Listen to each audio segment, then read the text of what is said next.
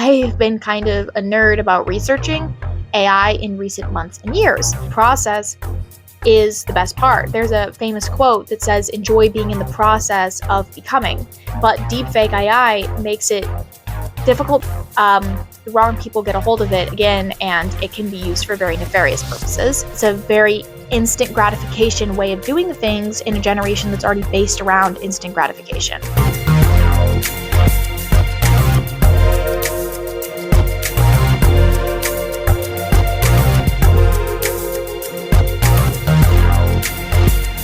Hi guys, welcome back to the Cozy Corner. And today we're talking about ChatGPT and some ways that I combat it through books and my personal feelings about it, since it is basically taking over the entire world. 2022, OpenAI became accessible and ChatGPT burst onto everyone's computers and TikTok pages and ethical articles. And that was 2 years before I entered college. So by the time I joined college and the young workforce, it was affecting resumes, it was affecting online usage, and it was becoming usable in ads and videos.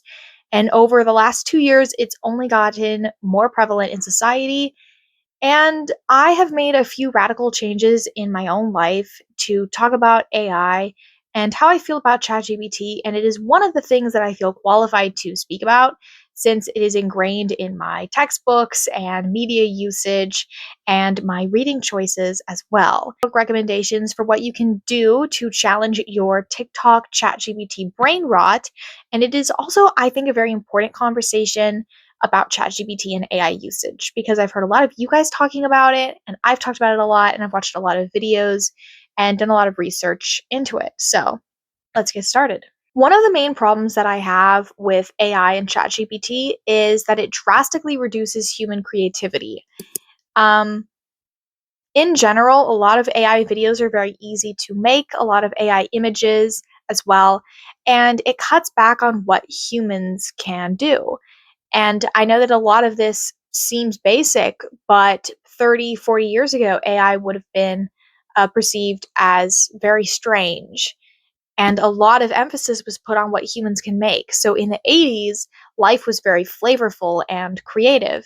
And there was graffiti, and there was experimental makeup and fashion styles, and a lot of vibrance and color. And now everything feels very sad, beige, brown, and plain, very like neutrals focused. Like, I don't want it to sound like I am totally against AI. I am a business administration and data analytics major at Arizona State University. So I do use AI in my own data analytics work and coursework, but that doesn't mean that I use it recreationally. So to me, those are two very different things. Like, I would use AI to help make a spreadsheet or to organize someone's desktop or to streamline some coding, but I wouldn't necessarily want to use it to summarize a video recreationally when I'm watching stuff on YouTube. AI would have been more beneficial if it had stayed in the workplace and not been brought into everyone's personal lives, especially since legislation has not been able to keep up with AI usage. And I'm also a writer and author, and I've been extremely disappointed to see how AI has influenced the publishing industry. To me, part of the beauty of writing is in the struggle. It's in working it out and kind of like punching yourself in the face to figure out the plot and the characters and the storyline and outline. And I feel like that work is cheapened when you can just do it the shortcut, and you can just speed up the process, because to me the process is the best part. There's a famous quote that says, enjoy being in the process of becoming. And with AI, there's no process of becoming. You're just there. And you're not equipped for it, because the process is how you learn. And if you cut out the process, then you're not learning. You're just there without the tools to get any further. And AI is the reason that you got there. And it cheapens the work and it devalues human imagination. And another problem that I have with AI is the fact that legislation has not been able to keep up with it to regulate it. And naturally, that is an important part of any invention or creation or discovery, is that you have to learn how you're going to use it and apply it to people's lives. That people were very excited about it at first, and thought that it would be boundless and limitless, and it would cause no end to human capacity, and that it would boost everyone's creativity and sales quotas and everything. But what's actually happened is that it has been used to make sexualized images of like children and women. Isn't enough legislation to make room for it because it is so prevalent now, and because OpenAI means that the code source is open, so other companies can use it and learn from it to make their own AI tools and models.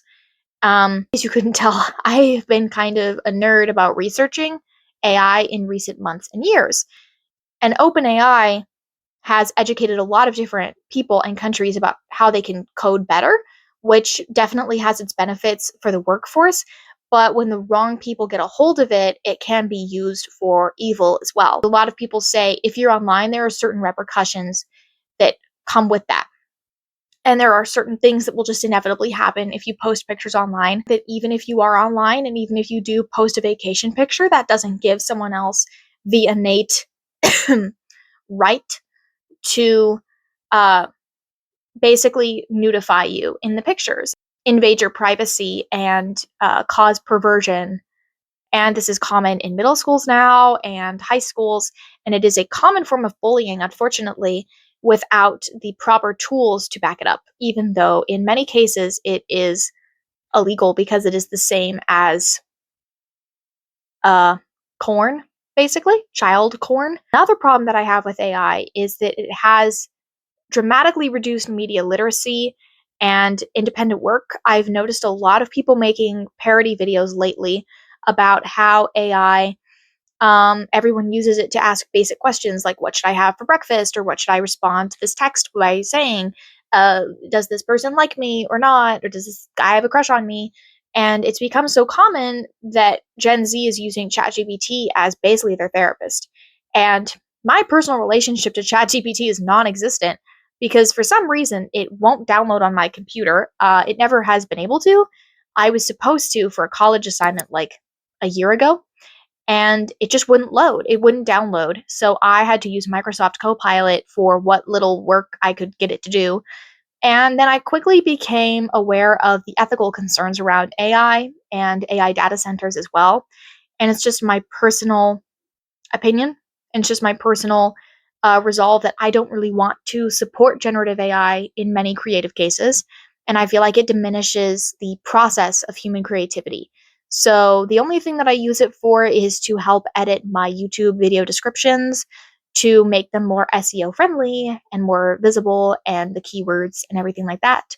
But I don't use it to summarize textbooks. I don't use it to study. It feels like you're eating sand when you were supposed to have like a turkey dinner. It doesn't feel the same, and it's a very instant gratification way of doing things in a generation that's already based around instant gratification. I see a lot of parody videos that make it seem very innocent and fun and funny, like, oh, your best friend that's ChatGPT addicted, but it's actually quite serious because ChatGPT harnesses all of that data and uses it for other things and uses it to train itself, and that is not private, that what you share with ChatGPT. People became over invested in it like they did with everything.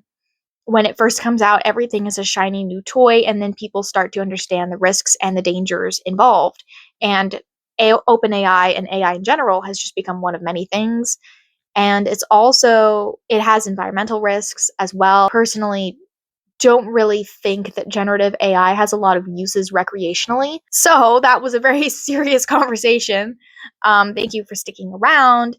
But now we're going to get into some book recommendations that can fix your TikTok brain rot, because one of the things that Book Talk is best known for is reversing the decline of print books in 2020. And one of the best ways that you can fix your attention span and increase it is by reading even as little as 15 to 20 minutes a day. It's a hefty stack. These are some of my absolute favorite books that I read when I need a little pick-me-up or when I'm feeling very scatterbrained and I want to increase my mental focus and nimble agility. The first book is one that I found at an antique mall. I don't know if everyone can find it, but if you can, it is very worth your time, I promise. It is the Selected Journals of L.M. Montgomery, who, if you don't know, wrote the iconic Anne of Green Gables series, which was adapted into a Netflix series, Anne with an E, which I own the DVD set of. If you happen to see my analog bag video, I talked about that as well. But Anne with an E is one of my favorite series. The music is great, the cinematography is fantastic. And Anne of Green Gables was one of my favorite series from the time I was 9 or 10. I was also that kid that talked a lot, which is why I started doing YouTube. Now I get to talk all the time. But Anne of Green Gables was one of my favorite series growing up. I loved Gilbert Blythe. I wanted to marry Gilbert Blythe. Everyone did. I didn't even know that the author wrote journals that were published. I wasn't aware of that until I randomly was at an antique mall. They had this whole stack of books, this whole shelf, and I was like carefully going through every single pile to make sure that I didn't miss one because they were discounted as well, which was a massive deal because normally at Barnes & Noble you can't get a book for less than $15, and this was maybe $10 for a whole set of journals, which was a fabulous deal. But I was going through every single stack, and it was a very tall shelf, and I happened to look up and I saw Montgomery, one of the words on it, and I was like, oh, that's like Ellen Montgomery. And then I kept looking, and then I was like, wait a minute. And it was in this very like old box, and one of the books was sticking out. And I picked it up and I brought it down, and I saw that it was journals by her.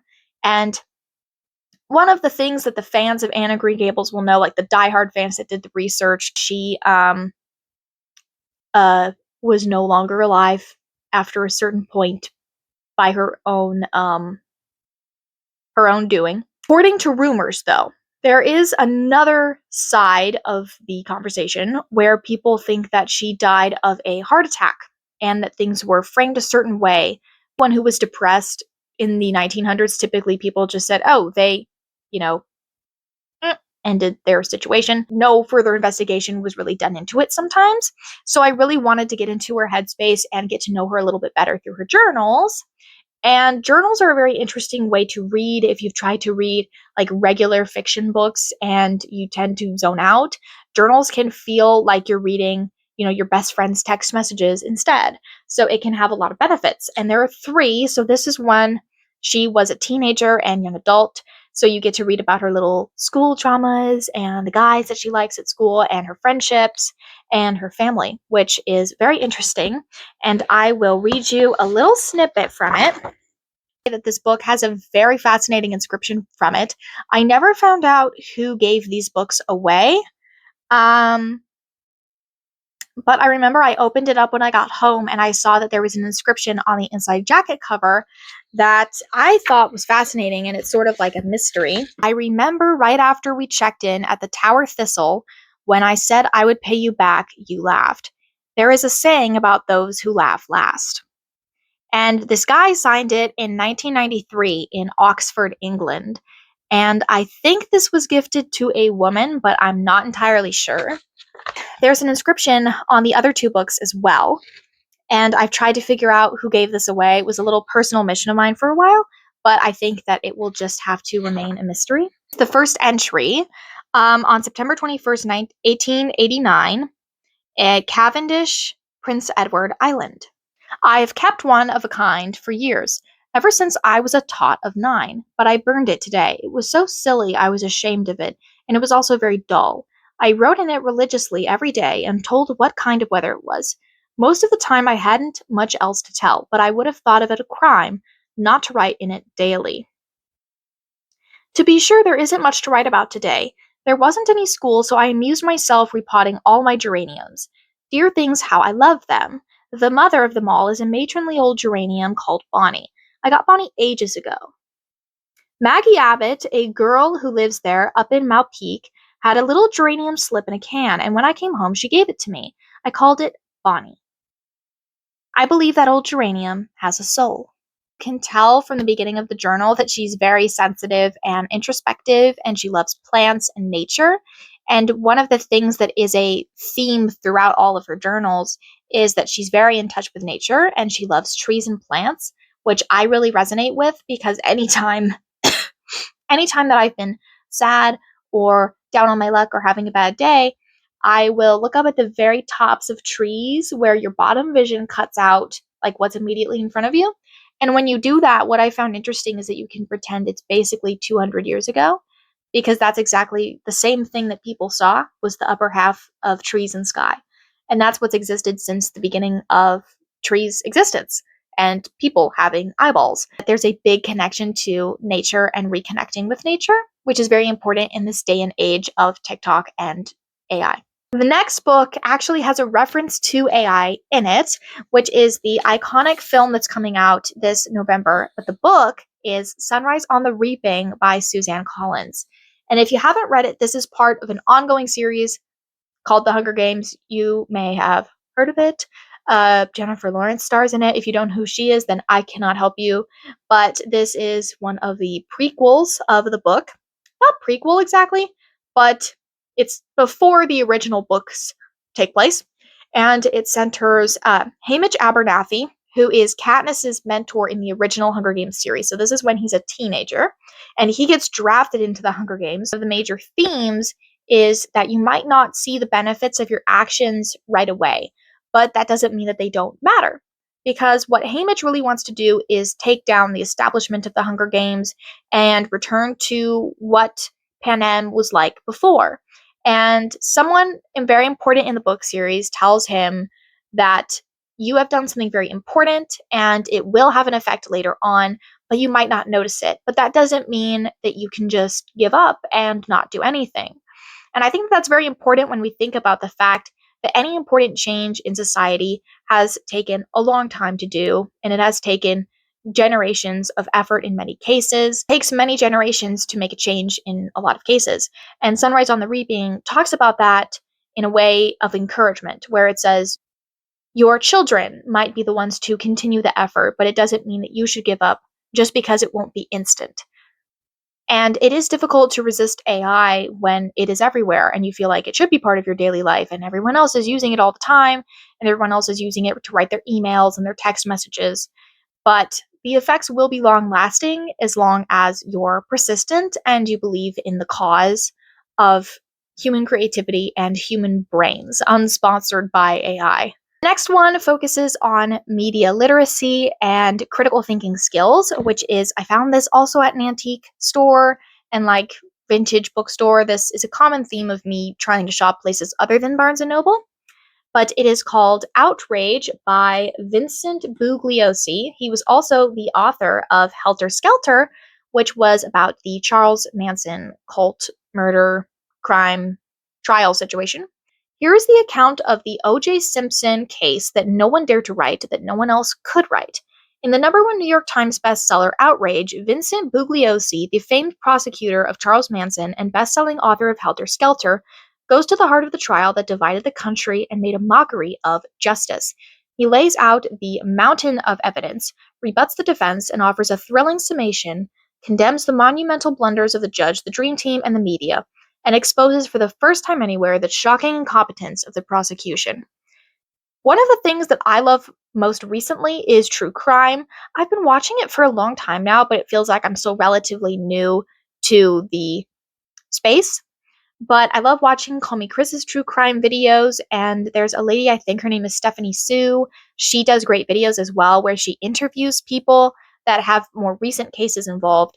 But I also love reading books because it teaches you critical thinking skills, because a lot of them are written by experts of law or criminology or psychology, where they're talking about the mental state of the killers, and they're talking about the prosecution and the trials and why people were convicted as innocent or guilty. And if you're trying to reverse some of your brain rot, like maybe you have a screen time of 17 hours and you watch far too much TikTok conspiracy theory videos, I would highly recommend some true crime books, such as this one, Outrage. It's expected to be very good. This man is clearly an expert in what he writes about, and I'm very excited to read it. And if you want to see my review of it, I post all of my book reviews on my Instagram stories at grace.boughtondaily, so you can check that out and follow me as well. It is Novel Destinations by Shannon McKenna Schmidt and Joni Rendon. And this may not seem like much of a very impressive book at first, but it is when you get to the meat of it. And I'll give you a little explanation. So this book is divided in half. So the first half are literary festivals that you can visit around Europe and England and the surrounding areas. But the second half is biographies of famous authors, such as Jane Austen and the Bronte sisters and Victor Hugo and Charles Dickens. Now, when I read this, I still am a huge Charles Dickens fan. I found his origin story and background very inspiring to me personally because I've always wanted to believe that there is more to life and more to yourself than what you originally are taught when you're young. Because I was originally taught by other people that I talked too much about the wrong things and I basically needed to shut up and just fade into the background, which I have done the exact opposite in recent years, and I'm very happy with that arrangement. Novel Destinations talks about the biographies in a very empathetic and fresh way, where even if you've obviously heard of where Jane Austen came from and her family and her background, this talks about the aspects that you might not know a lot about. And it does that with the Bronte sisters, where it focuses on their brother that you may not have heard a lot about, because there was a brother and there were other siblings too. And it has pictures, and you feel so connected to the storylines.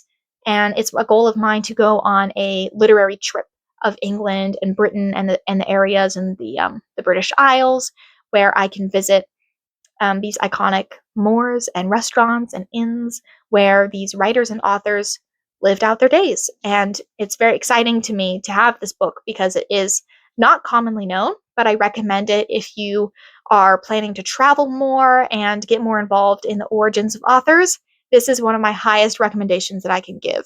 I know that AI can be a heavy topic, and everyone and their mother and father and uncle and whoever is making videos about it and talking about how it's ruining society. And I don't think it's ruining society, but I think that it has the potential to if we don't try to cut back. But one of the most beautiful things is that because of social media, people can research what other people are saying about something. And so I'm seeing a lot of pushback as well, where it's mostly corporations that are pushing AI now. A lot of individuals, especially in my space of Instagram and TikTok and YouTube, are starting to recognize the harmful aspects of it and are starting to push back. That's why I made an analog bag video, because that was such a big trend where people were returning to physical media. And I want to establish a lot of hope here too. I want to give a hopeful statement that a lot of people are cutting back on AI and a lot of people are recognizing that it isn't doing any good for recreational usage, and it isn't doing anything that we can't do ourselves in a better way. There are people out there who are part of the quote unquote resistance. I suppose that is what we are now. And I am one of them. I'm always advocating for reading and for learning and for educating yourself, not through AI, because a lot of AI is just a tool. It's not meant to be a crutch, and it never was. With that, we conclude the book recommendation portion. Thank you so much for sticking around. I have some more lighthearted videos if that's what you are looking for. I have videos about pop culture and lifestyle and books and pop culture books specifically, nonfiction classics, whatever you enjoy. And make sure to like and subscribe down below so you can see more of me, as everybody wants to. And follow me on social media to be involved in picking which books I read and what videos I make and topics, and likewise. And I will see you next time. And in the meantime, keep your screen time down and your reading minutes up. And I will see you later. Bye.